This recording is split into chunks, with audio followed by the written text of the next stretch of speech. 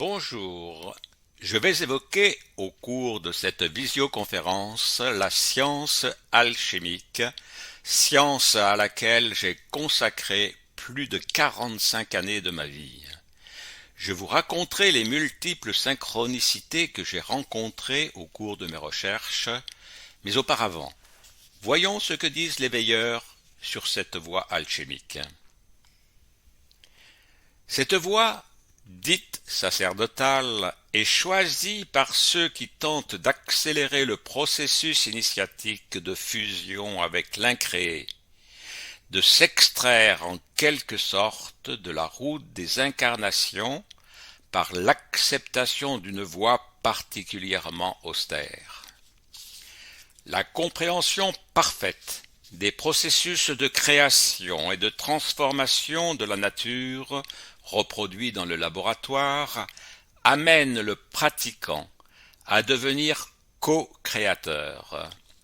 Chaque transmutation réussie harmonise l'alchimiste avec une dimension plus subtile, résonnant à une octave supérieure, mais augmente aussi la vibration du plan terrestre tout entier et a donc un impact sur l'ensemble de la planète.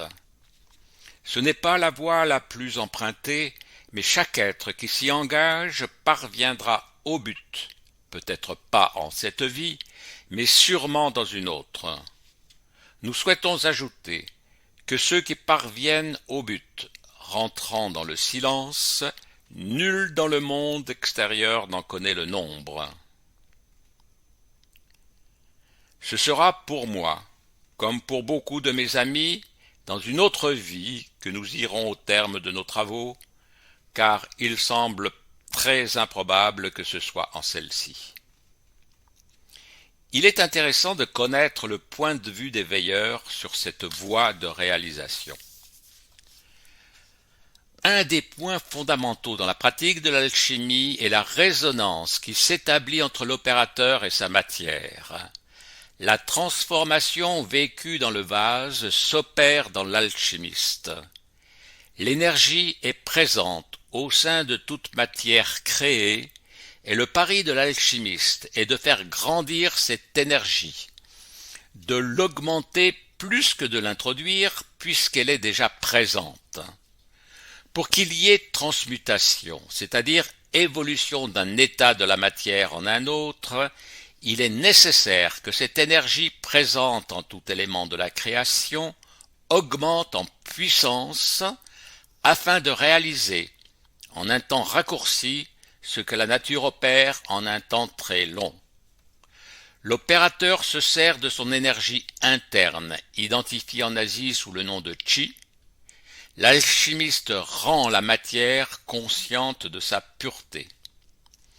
Bien que le secret soit la règle dans cette voie, les auteurs parlant des rares élus ayant réalisé le grand œuvre insistent sur le fait que l'alchimiste obtient alors une santé, une longévité que ne connaît pas le commun des mortels, preuve indirecte qu'il y a eu interaction entre la matière et l'opérateur. Les opérations de purification amènent progressivement la matière à un moment où elle devient comme un aimant qui attire, capte et retient l'énergie, tout comme la purification que sa pratique requiert, amène l'opérateur à devenir le réceptacle de sa partie spirituelle à laquelle il s'unit. Les veilleurs nous donnent ainsi deux informations capitales dans la pratique de l'alchimie. D'une part, la nécessité de purifier la matière première, et d'autre part, la nécessité d'une résonance entre l'alchimiste et sa matière, afin que l'énergie présente en cette matière augmente en puissance. Celles et ceux qui déjà ont parcouru une partie du chemin savent qu'il suffit de deux matières pour la réalisation du grand œuvre alchimique, celle qu'ils nomment matière première et la seconde qui permet la fabrication du dissolvant universel capable de purifier leur pierre. Je vais vous raconter les synchronicités qui m'ont conduit à la découverte de ces deux matières. Certains pourront, à juste titre, se demander pourquoi j'affirme connaître ces matières alors que je ne suis pas parvenu au terme de mes travaux. Même si je me dois de ne pas afficher une certitude absolue, les observations que j'ai pu faire au laboratoire concordent si parfaitement avec les indications de celles et ceux qui sont allés au terme de leurs travaux, que j'ai acquis la conviction d'avoir travaillé sur les bonnes matières. Mais ce ne peut être une certitude absolue. Il me faut poursuivre la purification au-delà d'un seuil que je n'ai peut-être pas encore atteint et établir cette résonance avec ma matière dont parlent les veilleurs et qui, nous le savons maintenant, se manifeste par une augmentation de masse, ainsi qu'en témoigne Eugène Cancelier dans son dernier ouvrage « L'alchimie expliquée sur ses textes classiques ». Je crois à la prédestination et aux synchronicités qui me guidèrent vers cette voie si austère comme qualifiée par les veilleurs. Dans les années 80, désireux de m'informer sur la science alchimique et dont m'avaient parlé plusieurs de mes amis, je me rends en leur compagnie à plusieurs conférences afin d'en savoir un peu plus. Mais aucune de ces conférences ne m'apporte les éléments susceptibles de me convaincre. Au contraire, les conférenciers qui n'ont jamais travaillé dans un laboratoire me confirment dans mes premières impressions et me laissent plus sceptique que jamais. Pendant de longues années, je pense que cette science est un doux rêve, un mythe comme il en existe beaucoup d'autres. Et puis un jour, le destin frappe à la porte de notre maison. Nous habitons un petit hameau paisible perdu dans la campagne, et je me souviens qu'il faisait beau. C'était le premier jour du printemps et les fleurs embaumaient l'air de notre jardin. « Entre, tu es le bienvenu en ce jour si merveilleux, dis-je à Jean en lui serrant la main. Quel bon vent t'amène ?» Il ne répond pas à ma question, mais sourit, et comme d'habitude, sans jamais se presser, entre dans notre salon et s'installe confortablement. « Alors, Jean, comment vas-tu? Es-tu toujours aussi satisfait de ton travail et de tes recherches ?»« Justement, répondit-il plus vivement que d'habitude, j'ai quelque chose à te montrer. » Je le regarde sans répondre, et je le vois chercher quelque chose dans la poche de son veston. Il en sort une boîte transparente, à l'intérieur de laquelle je devine une matière au reflet d'émeraude. Jean ouvre la boîte, me présente son contenu et me déclare d'un air triomphateur « Voici l'émeraude des philosophes ». Je prends la boîte, observe délicatement son contenu et découvre un sel vert que je reconnais immédiatement. « Attends un instant, dis-je à Jean, je reviens de suite. » Je prends une poignée de sel que j'utilise pour mon jardin et reviens près de Jean. « Tiens, Jean, regarde et compare, qu'en penses-tu » Jean, ébahi, met de longues minutes avant de répondre enfin. « Mais c'est le même sel. Comment as-tu pu deviner ?» Nous en produisons des tonnes dans l'une de nos unités de production, lui répondis-je, heureux de l'effet que je venais de produire sur lui. Jean me raconte alors les trésors d'ingéniosité qu'il lui fallut pour produire dans son petit appartement ce sel qu'il pensait être la fameuse émeraude des philosophes. « Tu sais, me dit-il, cette émeraude, c'est la matière première des alchimistes. C'est, selon la tradition, dans cette émeraude qui se détacha du front de Lucifer, que fut taillé le Graal, ce vase sacré dans lequel le pieux Joseph d'Arimathie recueillit le sang du Christ. Et ce sang, me dit-il, est un sang symbolique, mais réel, contenu dans l'émeraude qui devient, grâce aux opérations alchimiques, l'élixir de longue vie. Je viens de franchir la première étape, et je ne me doute pas que je mets le doigt dans un engrenage qui éprouvera ma patience, ma ténacité et ma foi dans des limites inimaginables. Jean me rend visite chaque semaine. J'ai construit un premier laboratoire et les recherches menées nous amènent à conclure que ce n'est pas la bonne matière. Jean est déçu que le sel qu'il m'a présenté comme l'émeraude des philosophes soit rejeté par l'expérience, mais optimiste de nature, il reste convaincu que nous avons progressé et que nous n'avons pas effectué tout ce travail en vain. Malheureusement, Jean quittera ce plan avant que mes travaux sur une autre matière me laissent entrevoir l'espoir de quelque succès. Mais il me faut aussi découvrir le dissolvant universel et voir comment il est possible de purifier la pierre à l'aide de ce produit. Une seconde synchronicité va me permettre de découvrir cette matière indispensable. Un ami qui connaît ma passion pour l'alchimie m'envoie un ouvrage rare édité par Monseigneur Caro, archevêque de l'église templière, qui porte le titre « La Legenda des Farcs ». Ce livre me permet de découvrir toute l'œuvre de Caro dans le domaine de l'alchimie. Patriarche, archevêque de l'Église universelle de la Nouvelle Alliance est le titre porté par Monseigneur Caro. L'EUNA, à la suite de l'Église templière, qu'elle fut autrefois, est membre de l'Union des Églises catholiques et orthodoxes de rite traditionnel. Peu de gens le savent, mais le temple se perpétue discrètement depuis longtemps et demeure soumis à Rome. Cependant, en 1850, il y eut un arrêt brutal qui mit l'église templière en sommeil de l'église apostolique et romaine. Elle se perpétue alors discrètement au sein de l'ordre des frères aînés de la Rose-Croix, puis, à la mort de Monseigneur d'Ossa, Roger Caro prend sa succession et réveille l'église templière en lui donnant un vocable moins controversé et plus neutre pour le XXe siècle. C'est ainsi que le temple se perpétue de nos jours dans une totale discrétion. La découverte des écrits alchimiques de Monseigneur Caro se révèle primordiale pour mes recherches. Les ouvrages de Fulcanelli m'ont permis de trouver l'entrée du chemin.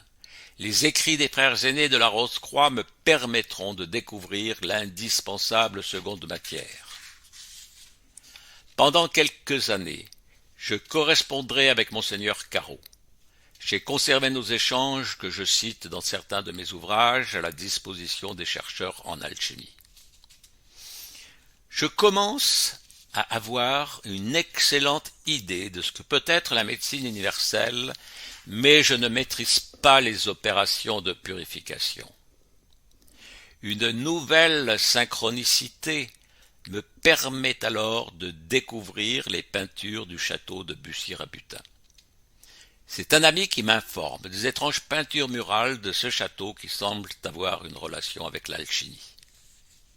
En effet, le propriétaire de ce petit château bourguignon légua une œuvre originale que vous pouvez découvrir si vos pas vous mènent au cœur de la Bourgogne. Déjà, Fulcanelli nous révéla la véritable personnalité d'un grand philosophe et puissant initié dont l'œuvre mutilée à dessein devait embrasser l'étendue de toute la science, Cyrano de Bergerac.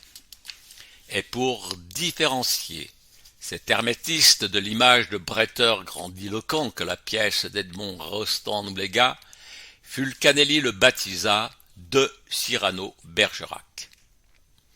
D'une année son cadet, le propriétaire du château se nommait Roger comte de Bussy-Rabutin. Au service de l'armée française, il participa à la campagne des Flandres où Cyrano fut blessé en 1640 durant le siège d'Arras.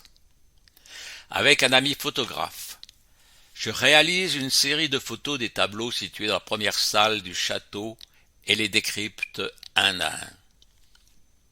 J'aimerais vous faire partager la joie que je ressentais chaque fois que j'arrivais à percer avec la plus grande certitude la pensée de l'auteur.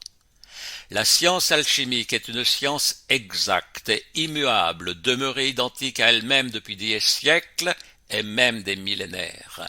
Les faits sont précis et concrets, et nous pouvons acquérir par une telle étude et un tel travail la conviction profonde que les opérations que nous avons réalisées, ce que nous avons vu au travers de la matière, ce que nous avons touché de nos mains, sont une même réalité ressentie et vue par un autre philosophe à une autre époque, plus de 3 siècles avant vous. Vous prenez alors conscience de cette chaîne immense tissée au travers du temps par l'éternelle sagesse pour aider l'homme à gravir les échelons d'une autre science qui fait partie de la tradition et de la véritable connaissance. Alors que je me retrouve sans emploi, une incroyable et puissante intuition me laisse envisager un nouveau départ pour l'Afrique. J'en fais part à mon épouse qui demeure néanmoins sceptique. Alors que je suis chez un libraire pour prendre mon journal, je décide d'acheter une revue spécialisée dans une technique que je connais bien.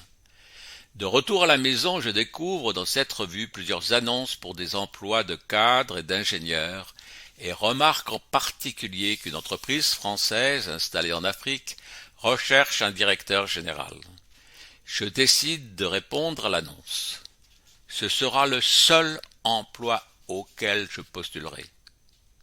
Convoqué plusieurs fois par le chasseur de tête qui effectue le recrutement, après plusieurs tests et entretiens, je reçois une lettre m'informant que je suis sélectionné 4e sur la 50aine de candidats qui se sont présentés. Malheureusement, le président ne souhaite rencontrer que les 3 premières personnes sélectionnées, bref, on m'explique que je ne suis pas retenu. Tu vois, me dit mon épouse, ton intuition, pour une fois, t'a fait défaut. Mais le lendemain, un appel du recruteur m'informe du désistement de l'un des candidats et m'indique que je peux rencontrer le président à Paris. La rencontre a lieu et dès le début de l'entretien, je comprends que le président polytechnicien d'origine africaine souhaite que le poste pour lequel je postule soit assuré dans l'avenir par un ingénieur africain. Je lui explique que je désire nullement faire carrière en Afrique, lui expose tout ce que je peux apporter à l'entreprise dans les domaines de la gestion, de la mise en place des moyens de contrôle budgétaire et surtout dans la formation de l'encadrement. Je suis rentré à mon domicile depuis à peine 2 heures lorsque le téléphone sonne. Au bout du fil, le responsable du cabinet de recrutement m'informe que le président retient ma candidature et serait heureux que je lui confirme mon accord le plus rapidement possible. 2 mois plus tard, je suis en Afrique. Mais cette fois, je suis seul, sans mon épouse, restée en France, prise par son activité professionnelle, ni mes filles devenues indépendantes. Je fais partie d'une association internationale dont certains membres vivent dans ce pays et dès mon arrivée, je suis non seulement accueilli par un représentant de l'entreprise, mais aussi par des membres de l'association. Avec leur aide, je m'adapte rapidement à des conditions de vie bien différentes de celles que je connaissais en France. Je fais aussi la connaissance d'expatriés qui m'invitent à adhérer à une association qui organise des voyages de découverte dans ce vaste pays qui s'étend du nord au sud sur plus de 1500 kilomètres et offre une grande diversité de paysages et de peuplements.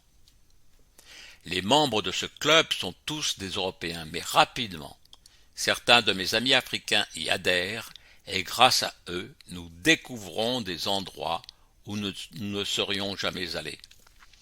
Nous rencontrons des chefs de village, des chamans, qui détiennent une sagesse que ne manifestent pas toujours les tenants du pouvoir politique. J'ai toujours pensé que le modèle de démocratie que nous avons transmis à nos anciennes colonies n'est pas la forme de gouvernement la mieux adaptée à la culture et aux traditions de ces pays. La sagesse y est bien souvent rejetée au profit d'intérêts personnels et ceux qui la détiennent sont rarement écoutés. J'aime beaucoup cette période qui me rappelle mes expériences de jeunesse, avec plus de variété encore et beaucoup de richesse dans les rencontres humaines. Je vais arrêter mes explications pour aujourd'hui. Lors de ma prochaine visioconférence, je vous décrirai la suite de mes aventures sur le chemin de l'alchimie à la recherche de ce que certains considèrent comme un mythe, mais qui est en réalité une véritable science, la sainte science comme j'aime l'appeler.